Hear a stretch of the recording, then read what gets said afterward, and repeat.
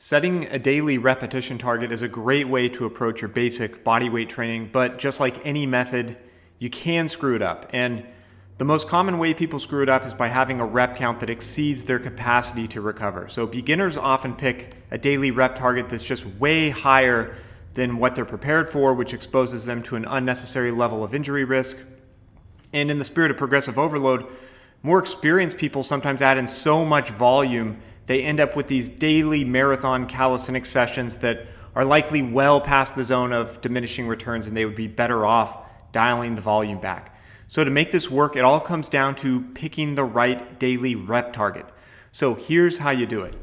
Your daily rep target is just a way for you to accumulate the number of hard weekly sets that you need to make progress. And your rep target is determined by how many reps you can do in a set for a given exercise and how many sets of that exercise you need to do each workout to reach your weekly goal. So to determine your daily rep target, it's really simple. Just multiply your max by the number of sets you need to perform each workout. And then you can round up or down to get a nice clean number so you don't get bothered by having some weird random rep target.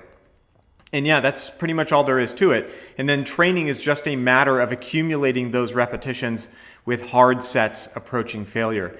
And this might give you a few straggler reps that are left over after your hard sets, but you can pick those up in a small remainder set, and this little remainder set will eventually get smaller and smaller until you won't need it anymore, and eventually it will take fewer hard sets to achieve your repetition target. So for push-ups, for example, if you wanted to get somewhere around 15 hard sets of push-ups per week, and you could do, say, 23 repetitions for your max effort set, a daily rep target of 50 reps would be perfect. You could accumulate those reps in 2 really hard sets, each just a bit below failure, and then you'd have one easy set to pick up some of those leftover reps. And over time, that easy set would get smaller and smaller, and eventually you would get all 50 reps and maybe one really hard set and then one easier set. And when you're strong enough that your daily rep target causes you to fall below the number of sets you want each week, you can increase the daily rep count to bump up your weekly set number.